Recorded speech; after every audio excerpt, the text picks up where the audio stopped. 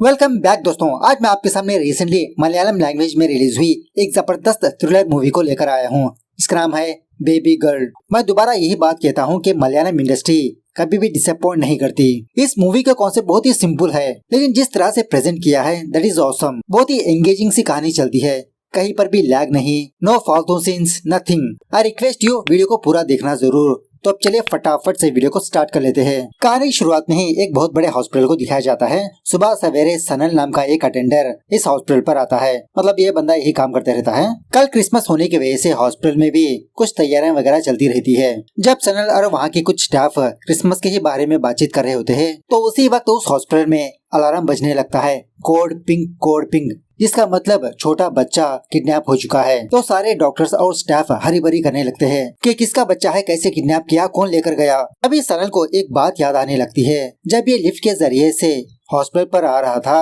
तो उसी लिफ्ट में एक बुरखे वाली औरत बैग लेकर जा रही थी। सोचने लगता है कि शायद उसी औरत ने बच्चे को किडनैप किया होगा। इस तरह से फटाफट से हॉस्पिटल के बाहर जाकर उस औरत को ढूंढने लगता है, लेकिन वो औरत इसको नजर नहीं आती। अब विद इन सेकेंड्स में ये न्यूज बहुत ही वायरल होने लगती है। सारे टीवी न्यूज चैनल्स में ये न्यूज चलती रहती है। थोड़ी देर के बाद दो पुलिस वाले यहाँ पर आकर इंक्वायरी करना स्टार्ट कर देते हैं। जो छोटी बच्ची किडनैप हो चुकी होती है, उसकी माँ का नाम होता है मीनाक्षी। और इसी तरह जब वो नवजात बच्चे किडनैप हुई, कमरे में कोई भी मौजूद नहीं था। मतलब फैमिली वाले दूसरे काम पर लगे थे। तो इसी गैप में वो बच्ची किडनैप हो गई। पुलिस वाला वहाँ के इंचार्ज से पूछने लगता है, क्या इस वार्ड पर कोई भी सिक्योरिटी गार्ड नहीं था? वो इंचार्ज कहने लगता है कि सर, उस सिक्योरिटी गार्ड का टाइम खत्म हो जाने की वजह से वो चला गया। अब पता नहीं क्यों इतना जल्दी चला गया। दूसरा गार्ड आने के बाद वो सिक्योरिटी गार्ड यहाँ से जाना चाहिए। पुलिस वाला कहने लगता है कि उस सिक्योरिटी गार्ड को फटाफट से यहाँ पर बुलाओ। उसी वक्त वो नाइट शिफ्ट वाला गार्ड यहाँ पर आता है। पुलिस वाला पूछने लगता है कि तुम्हारी ड्यूटी कब खत्म होती है? 10 बजे ना, लेकिन तुम 8 बजे ही क्यों चले गए थे? वो गार्ड कहने लगता है कि सर, एक्चुअली मेरी बेटी की शादी तय हो चुकी है, उसी की तैयारी करने के लिए मैं जल्दी चला गया। और वैसे भी मैंने इंचार्ज को बताया। इंचार्ज कहने लगता है, तुमने मुझे कब बताया? तुमने मुझसे कहा था और मैंने कहा कि बाद में देखते हैं। वो गार्ड कहने लगता है कि कल मैंने सनल सर को भी बताया था, उन्होंने कहा था कि तुम्हारी प्लेस पर मैं ही संभाल लूंगा। जब पुलिस वाला यही बात सनल से पूछने लगता है, तो सनल तो टोटली मना करने लगता है। हम दोनों के बीच ऐसी बातचीत हुई ही नहीं। हालांकि वो गार्ड सनल को बता चुका होता है, आज सुबह में भी कॉल करके बताया था,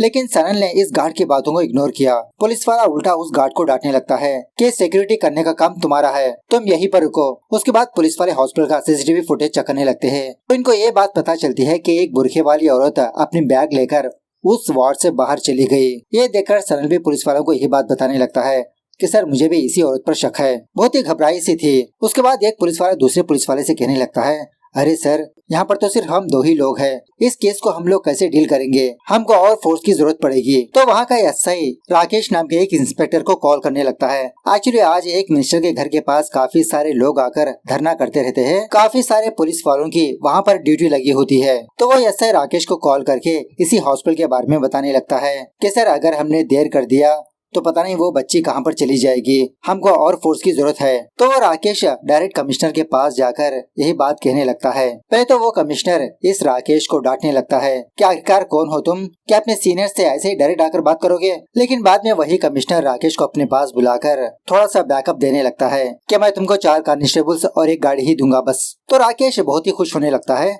अपनी टीम को लेकर जगह जगह पर चेक पोस्ट लगाकर हर एक गाड़ी की चेकिंग करवाते रहता है। और इसी तरह से कुछ पुलिस वाले बस स्टॉप पर जाकर भी चेकिंग करते रहते हैं। और कुछ पुलिस वाले सीसीटीवी फुटेजेस चेक करते रहते हैं। मतलब हॉस्पिटल का जो रास्ता होता है, वो रास्ते के हर एक शॉप पर जाकर वहाँ की फुटेजेस चेक करते रहते हैं, ये पता करने के लिए कि ये बुरखे वाली औरत बैग लेकर। उसके बाद वो पुलिस वाला राकेश हॉस्पिटल पर आता है, वही उस बच्ची के फैमिली वालों से पूछताछ करने के लिए। फटाफट से उस वार्ड पर आकर किडनैप हुई बच्ची की माँ से मुलाकात करके पूछने लगता है कि जब बच्ची किडनैप हुई थी, इस टाइम पर आप कहाँ पर थे? क्या आपने हॉस्पिटल में किसी को नोटिस किया? वो औरत कहने लगती है कि एक्चुअली सुबह सवेरे मैं जिम गई थी, मैं हर रोज जाती हूँ जब से यहाँ पर एडमिट हुई हूँ। तो यह सुनने के बाद राकेश के तो होश ही उड़ जाते हैं कि बच्ची की डिलीवरी होने के बाद ये औरत अचानक से जिम कैसे करने लगी। बाद में पता चलता है कि एक्चुअली ये बच्ची की माँ नहीं है, बच्ची की माँ की बड़ी बहन है। बच्ची का माँ का नाम होता है वही मीनाक्षी, जो टीनेज बच्ची होती है। मीनाक्षी को देखकर राकेश को तो होश ही उड़ जाते हैं। इतनी कम उम्र में इसने एक बच्ची को जन्म दिया। मीनाक्षी के बारे में पूछने लगता है। मीनाक्षी कहने लगती है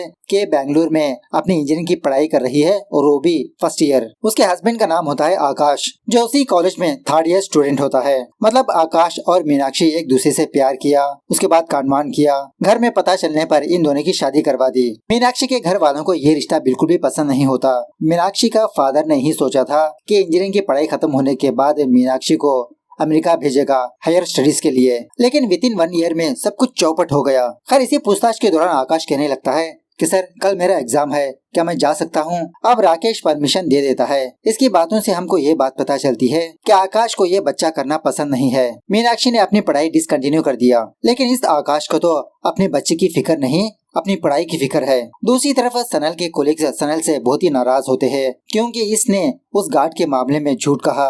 अगर तुम पुलिस वालों से सच बता देते तो क्या होता? खामखा पुलिस वाले उस पर शक कर रहे हैं। दूसरी तरफ पुलिस वाले उसी गार्ड को किसी कमरे पर लाकर बहुत मारते पीटते रहते हैं।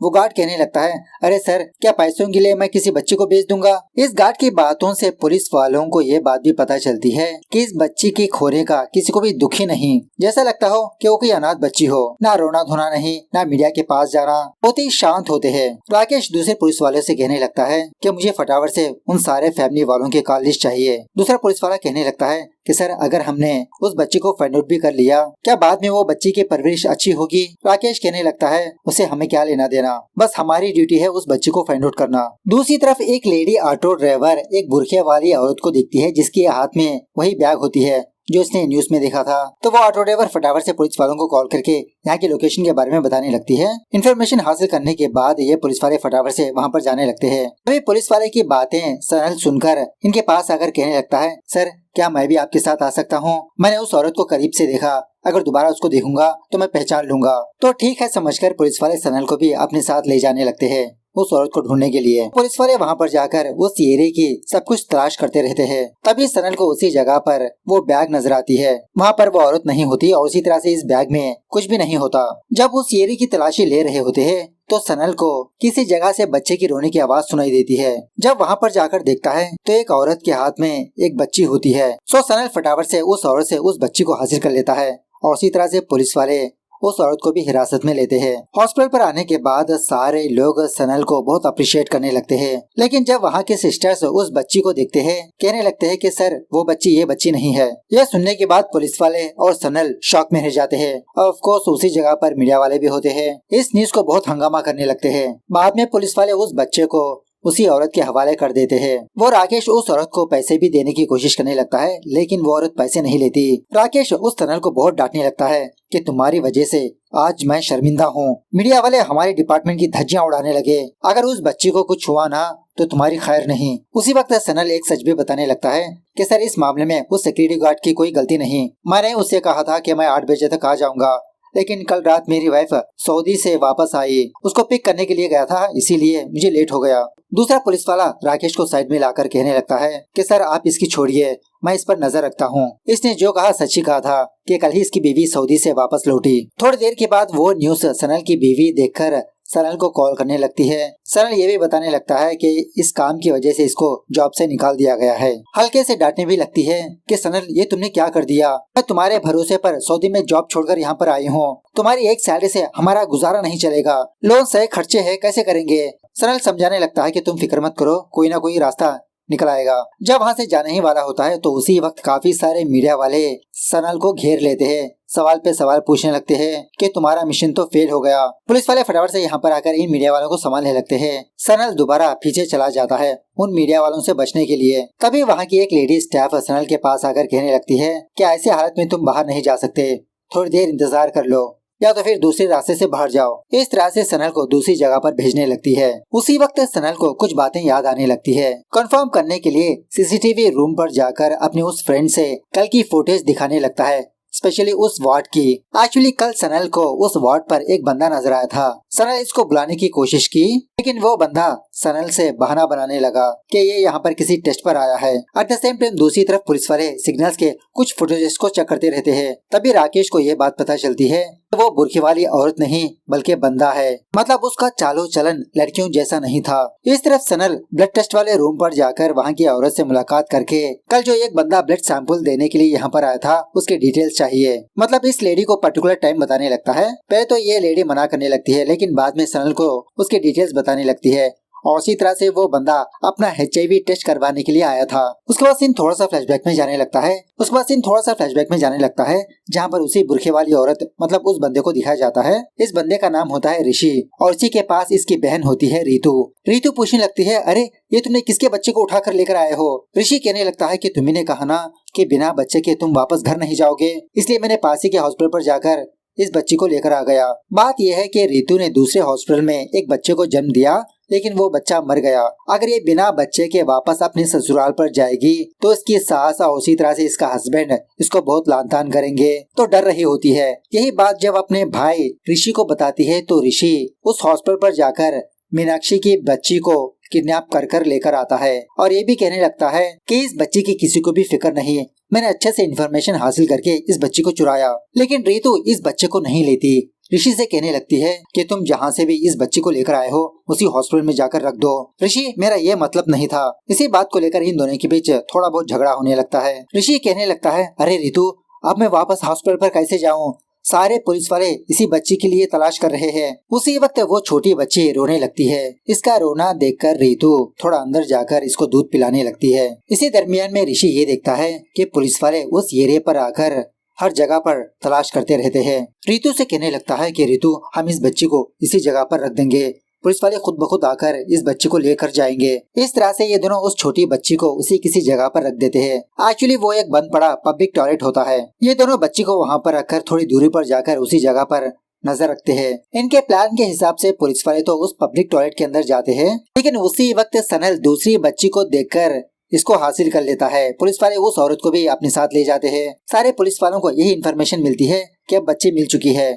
जिस टॉयलेट में वो दो पुलिस वाले गए होते हैं वो भी वापस आ जाते हैं बिना ढंग से सर्च किए। ये देखकर रीतू और ऋषि की तो होशी उड़ जाते हैं। अरे यार, ये क्या हुआ? ये पुलिस वाले किसको पकड़ लिया? उस बच्ची को हासिल करने के लिए दोबारा ये दोनों उस जगह पर जाते हैं। शॉकिंगली उस जगह पर वो छोटी बच्ची मौजूद नहीं होती। ये दोनों तो बहुत डरने लगते हैं। विथिन सेकंड में बच्ची कहाँ पर चली गई, कौन लेकर गया? प्रेजेंट डे पर रीतू का हस्बैंड रीतू को कॉल करने पर ऋषि रीतू के हस्बैंड से बात करने लगता है। कहने लगता है कि फटाफट से मेरे बेबी को दिखाओ। तो ऋषि बहाना बनाने लगता है कि वो माँ बेटी दूसरे रूम पर है, डॉक्टर अभी उनके पास नहीं भेज रहे। रीतू के हस्बैंड के कुछ प्राइवेट बसेस होते हैं। कहने लगता है कि एक्चुअली आज मुझे दूसरी जगह पर ट्रैवल करना है, जब मैं फ्री हो जाऊंगा मैं जरूर हॉस्पिटल के पास आऊंगा। जब रीतू जाग जाएगी तो मुझे उससे बात करवाओ। इस तरह से फोन काट देता है। एक्चुअली यहाँ पर बात यह है कि रीतू ने कुछ साल पहले अपने हस्बैंड से प्यार करके शादी कर लिया, अपने घर से भाग गई। वहाँ जाने के बाद रीतू का हस्बैंड रीतू को बहुत टॉर्चर करने लगा, लेकिन रीतू ने अपने बारे में अपने घर वालों को नहीं बताया। इसके घर वालों ने ही इसको रिजेक्ट कर दिया। ये ऋषि दूसरी जगह पर पढ़ाई करता है। रिसेंटली रीतू ने ऋषि को कॉल करके अपने पास बुलाया और सारी बात बताने लगी कि अगर ये बिना बच्चे के अपने ससुराल पर जाएगी तो इसका हस्बैंड तो इसको बहुत मारेगा पीटेगा, पहले से इसको टॉर्चर करते आ रहा है। इसलिए ये दोनों रीतू के हस्बैंड से ये बात छुपाते हैं। खैर अब रीतू को उसी छोटी बच्ची की फिक्र होने लगती है कि पता नहीं उस बच्ची को कौन ले गया, कहाँ पर भेज देगा, क्या करेगा। ऋषि रीतू को समझाने लगता है कि रीतू अब तुम उस बच्ची के बारे में भूल जाओ। ऋषि रीतू को लेकर अपने घर पर जाने लगता है कि मैं मॉम डैड को समझा लूंगा और उसी तरह तुम तुम्हारे हस्बैंड को छोड़ दो। पता नहीं इतने साल उसके साथ कैसे जिंदगी गुजारी तुमने। जब ये दोनों किसी बस स्टॉप पर होते हैं तो उसी वक्त सनल उस ऋषि को कॉल करने लगता है। मतलब एक सिस्टर से डिटेल्स हासिल किया ना। एक्चुअली उस ऋषि ने हॉस्पिटल में अपना फेक एड्रेस दिया था, लेकिन सनल ऋषि का असली फोन नंबर हासिल करके उसको कॉल करके यही बात पूछने लगता है, क्या तुम्हारा HIV टेस्ट हो गया? ये सुनने के बाद ऋषि फटाफट से सनल का फोन काट के उसका फोन नंबर ब्लॉक कर देता है। दूसरी तरफ हॉस्पिटल में एक अनजान बंदा मीनाक्षी के फादर को कॉल करके यही बात कहने लगता है कि वो छोटी बच्ची मेरे पास है, अगर तुम लोग अपनी बच्ची को हासिल करना चाहते हो तो मुझे 30 लाख रुपए दो। पुलिस को इन्फॉर्म मत करना, एड्रेस थोड़ी देर के बाद सेंड करता हूँ। ऑफ कोर्स वहीं पर पुलिस वाले होने की वजह से ये सारी बात राकेश को सुनाने लगता है। राकेश भी कहने लगता है कि आप लोग पैसे अरेंज कर लो, बाकी हम संभाल लेंगे। दूसरी तरफ ऋषि अपने किसी फ्रेंड की कार लेकर रितु के साथ अपने घर पर जाने लगता है। रितु से यही कहने लगता है कि अब हम दोनों उस बच्चे के बारे में डिस्कस नहीं करेंगे, अब हम दोनों डैड के पास जाकर उनको संभालेंगे। तभी रास्ते के दरमियान में पुलिस वाले इन दोनों की गाड़ी को रोकने लगते हैं, कुछ सवाल पूछने लगते हैं। स्पेशली ऋषि बहुत डरते रहता है, लेकिन लकीली पुलिस वाले इन दोनों को यहाँ से भेज देते हैं। दूसरी तरफ एक लेडी स्टाफ सनल के पास आकर उस रैंसम कॉल के बारे में बताने लगती है कि किडनैपर ने पैसे मांगे, पुलिस उसको ट्रेस करने में लगी है। दूसरी तरफ रितु और ऋषि जा रहे होते हैं तो तभी एक पुलिस वाला ऋषि को कॉल करके एक पुलिस स्टेशन पर बुलाने लगता है कि एक छोटी सी इंक्वायरी है, फटाफट से पुलिस स्टेशन पर आकर जाओ तुम। दूसरी तरफ पुलिस वाले उस एरिया पर जाने लगते हैं जहाँ पर किडनैपर ने मीनाक्षी के फादर को पैसे लाने के लिए कहा। सारे पुलिस वाले अपने अपने पोजीशन ले लेते हैं। राकेश भी एक बंदे के घर पर जाकर छुपा रहता है, उस जगह पर नजर रखते हुए। इस तरफ वो ऋषि एक पुलिस स्टेशन पर आता है। एक्चुअली यहाँ पर बात यह है कि पुलिस वालों ने उस सनल का कॉल रिकॉर्ड चेक किया तो सनल ने रिसेंटली इस ऋषि को कॉल किया, तो उसी के बारे में इंफॉर्मेशन हासिल करने के लिए पुलिस वाले ऋषि को अपने पास बुलाते हैं। ऋषि कहने लगता है कि सर मैं तो उस बंदे को ज्यादा नहीं जानता, लेकिन एक्चुअली मुझे शक था कि कहीं मुझे HIV ना हो, इसीलिए अपना ब्लड टेस्ट करवाने के लिए उस हॉस्पिटल पर गया था।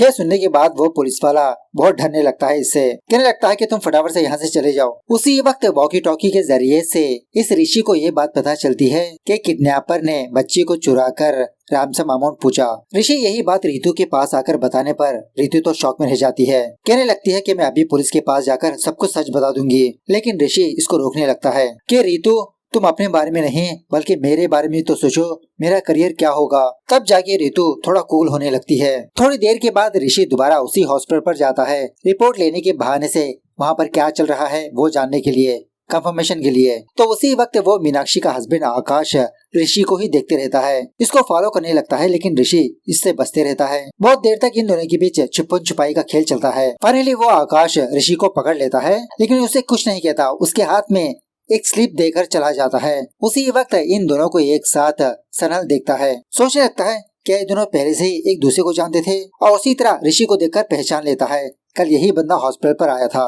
सनल CCTV रूम पर जाकर आज सुबह का फुटेज चेक करने लगता है तो ये देखता है कि आज सुबह उस आकाश को पिक करने के लिए एक गाड़ी आई, लेकिन ड्राइवर सीट पर कौन था ये नजर नहीं आता इसको। सोचने लगता है कि सारे लोग बच्ची के लिए परेशान थे तो ये आकाश कहाँ पर गया। दूसरी तरफ मीनाक्षी का फादर वो पैसे लेकर उस जगह पर आकर बैग को वहाँ पर रखकर चला जाता है। थोड़ी देर के बाद शॉकिंगली उसी जगह पर ऋषि आता है। एक्चुअली आकाश ने ऋषि को एक एड्रेस दिया होता है, वहाँ पर जाने के लिए कहता है। किसी के घर पर जाकर जब उस घर में तलाशी ले रहा होता है तो बाथरूम में वो बच्ची होती है। उसी वक्त राकेश और उसकी टीम मेंबर्स को एक शॉकिंग बात पता चलती है। राकेश फटाक से उस लड़के को हिरासत में लेता है जिसके घर में रहता है ये, मतलब पुलिस वालों ने फोन को ट्रैक किया था, उसी से पुलिस वाले इस लड़के को पकड़ लेते हैं। ऋषि उस बच्ची को लेकर फटाफट से रितु के पास आता है। रितु इस बच्ची को देखकर शॉक में रह जाती है और उसी तरह बहुत खुश भी कि इस बच्ची को कुछ नहीं हुआ, सेफ है ये। राकेश इस लड़के को मार पीट कर पूछने लगता है कि बताओ बेबी कहाँ पर है। यह लड़का कहने लगता है कि सर जब आप मेरे दरवाजे पर आए थे उस वक्त मैं बेबी को बाथरूम में छुपा दिया था, लेकिन अब पता नहीं कौन उसको ले गया। उसी तरह पुलिस वाले उस आकाश को भी गिरफ्तार करने लगते हैं क्योंकि ये लड़का आकाश का ही फ्रेंड होता है। सिंपल से बात यह है कि आकाश उस बेबी को नहीं चाहता था। जब आकाश और उसका फ्रेंड कहीं पर जा रहे थे तो उसी वक्त ये दोनों उस ऋषि और रितु को देखते हैं। वो दोनों उस बच्ची को वहाँ पर रखने के बाद आकाश उस बच्ची को हासिल कर लेता है। अपने फ्रेंड से कहा था कि तुम इस बेबी को किसी बेबी शेल्टर पर छोड़ दो, लेकिन इसका फ्रेंड लालच में आकर मीनाक्षी के फादर को कॉल करके रैंसम अमाउंट पूछा, और ये बात आकाश एक्सपेक्ट नहीं किया था। जब ऋषि दोबारा हॉस्पिटल पर आया था तो आकाश ने ही ऋषि को अपने फ्रेंड का एड्रेस बताया कि तुमको वहाँ पर बेबी मिल जाएगी। राकेश आकाश से पूछने लगता है कि वो बंदा कैसा दिखता था, मतलब स्केच बनवाने के लिए, लेकिन आकाश झूठ कहने लगता है नहीं सर मैंने उसका चेहरा ढंग से नहीं देखा, बहुत ही दूर में था वो, और उसी तरह मास्क भी पहना था। थोड़ी देर के बाद रितु का हस्बैंड रितु को कॉल करने लगता है, पूछने लगता है अरे इतनी देर से तुमने मुझे फोन ही नहीं किया, फटाफट से मुझे मेरी बेबी की आवाज सुनाओ। और उसी तरह से रितु से बहुत ही रूडली बात करने लगता है। गुस्से में आकर रितु इसकी बातें और उसकी हरकतें बर्दाश्त ना करते हुए कहने लगती है कि मेरा बेबी दोबारा मर गया, ये किसी और का बेबी है और मैं तुम्हारे पास नहीं आऊंगी, मैंने तुमको छोड़ दिया, जो खाना है उखाड़ लो। खैर फाइनली रात होने के बाद सनल उस ऋषि के एड्रेस को फॉलो करते हुए उसके घर के पास जाता है। वहाँ पर ऑलरेडी रितु अपने घर के पास आ चुकी होती है उसका फादर रितु को देखकर बहुत डांटते रहता है कि मेरे घर में कदम भी मत रखना, दफा हो जाए यहाँ से। एक्चुअली ऋषि यहाँ पर नहीं जाता, ऋषि कोने में ही छुपा रहता है, सिर्फ रितु को ही भेजता है उसके फादर का रिएक्शन देखने के लिए, लेकिन इसका फादर इसको एक्सेप्ट नहीं करता। और उसी वक्त उस सनल की नजर इस ऋषि पर पड़ती है, इसकी गाड़ी को फॉलो करने लगता है। बहुत देर तक बहुत ही लंबी लंबी चेजिंग होने लगती है। दूसरी तरफ एक पुलिस वाला राकेश के पास आकर कहने लगता है कि सर ये सनल अपने घर वापस जाने के बजाय इधर उधर घूम रहा है, मतलब पुलिस वाले इसके फोन को ट्रैक कर रहे होते हैं ना। सो राकेश सारे पुलिस वालों को इस सनल की फोटो भेजकर यही कहने लगता है कि जहाँ पर भी ये बंदा नजर आएगा हमें इन्फॉर्म करिए। अब ऑलरेडी कल क्रिसमस होने की वजह से सारे पुलिस वाले रात भर पेट्रोलिंग करते रहते हैं। इस तरफ रितु ऋषि से कहने लगती है कि मैं दिल्ली के लिए ट्रेन बुक कर रही हूँ, वहाँ पर मेरी फ्रेंड है, वहाँ पर चली जाऊंगी मैं, बस तुम मुझे रेलवे स्टेशन के पास ड्रॉप कर दो। ऋषि कहने लगता है कि मैं भी तुम्हारे साथ आऊंगा, लेकिन रितु मना करने लगती है। उसी वक्त रितु के हस्बैंड को ये बात पता चल जाती है कि रितु दिल्ली जा रही है, मतलब रितु के फोन को कुछ ट्रैक कर रहा होता है। सोचने लगता है कि मुझसे बचकर कहाँ पर जाओगी तुम, आ रहा हूँ मैं तुम्हारे पास ही। जब ऋषि रेलवे स्टेशन के पास पहुँचता है तो रितु बेहोश हो चुकी होती है, अपने चेहरे पर मास्क पहनकर पानी लाने के लिए थोड़ा बाहर जाने लगता है। उसी वक्त सनल इस ऋषि को देखकर इसको पकड़ने की कोशिश करते रहता है। तभी इत्तेफाक से राकेश वहाँ पर पहुँचने पर वो ऋषि वहाँ से भागने लगता है। ये दोनों उसके पीछे पीछे भागने लगते हैं। ऋषि बहुत ही मुश्किल से इन दोनों से बचते रहता है। फाइनली जब ऋषि पुलिस वालों से बचकर साइड में आता है तो उसी वक्त इसको ये बात पता चलती है कि दिल्ली की ट्रेन चली गई। उसी वक्त रितु ऋषि को कॉल करके कहने लगती है कि मैं ट्रेन में ही हूँ, बच्ची के साथ सेफ हूँ, तुम अपना ख्याल रखो ऋषि। दूसरी तरफ रितु का हस्बैंड उस ट्रेन पर आकर रितु की तलाश करते रहता है। यहाँ पर एक और शॉकिंग बात यह है कि रितु दूसरी ट्रेन में होती है और इसका हस्बैंड दूसरी ट्रेन में सर्च कर रहा होता है। रितु जानती थी कि ट्रेन के टिकट के बारे में इसके हस्बैंड को भी पता लग चुका होगा, इसलिए ये दूसरे ट्रेन में आ गई। एक और शॉकिंग बात यह है कि उसी ट्रेन में वो सनल भी होता है, रितु पर नजर रखते हुए। सनल फटाफट से कंट्रोल रूम को फोन करके इसी ट्रेन के बारे में इंफॉर्मेशन बताने लगता है कि जो बच्ची किडनैप हो चुकी है वो एक औरत के पास है, आप फटाफट से नेक्स्ट स्टेशन पर आ जाइए। सो थोड़ी देर के बाद पुलिस वाले उस स्टेशन पर जाकर उस ट्रेन का इंतजार करते रहते हैं, लेकिन शॉकिंगली रितु वहाँ पर मौजूद नहीं होती, मतलब उस ट्रेन में मौजूद नहीं होती। सनल कहने लगता है कि सर अभी थोड़ी देर पहले इसी सीट पर बैठी थी। सारे ट्रेन में तलाश करने लगते हैं लेकिन नो यूज। उसके बाद पुलिस वाले सनल को पुलिस स्टेशन पर लाकर उस औरत का हुलिया बताने के लिए कहते हैं, स्केच बनवाने के लिए। फाइनली सुबह होने के बाद सनल वापस अपने घर पर आकर अपनी बीवी को हक करने लगता है। यहीं पर कुछ और ट्विस्ट सामने आते हैं, मतलब सीन थोड़ा सा फ्लैशबैक में जाने लगता है। सनल उस रितु का वीडियो बनाते रहता है पुलिस वालों को दिखाने के लिए, और इसी तरह उसके पास जाकर वो बेबी मांगने लगता है कि इस बच्ची को इसकी माँ के हवाले कर दो। मीनाक्षी को कॉल करके उसके बेबी के बारे में बताने लगता है, लेकिन मीनाक्षी कुछ भी नहीं सुनती, फटाक से अपना फोन काट देती है। सनल समझ जाता है कि जिसका मतलब ये बेबी अनवांटेड है और ये बच्ची रितु के पास रहना ही सेफ है। इस तरह से ये खुद दूसरे स्टेशन पर रितु को उतार देता है ट्रेन से। जब पुलिस वाले सनल को पुलिस स्टेशन पर लाते हैं तो सनल सब कुछ झूठ बताने लगता है, मतलब जिस बंदे को तुम फॉलो कर रहे थे वो कौन था।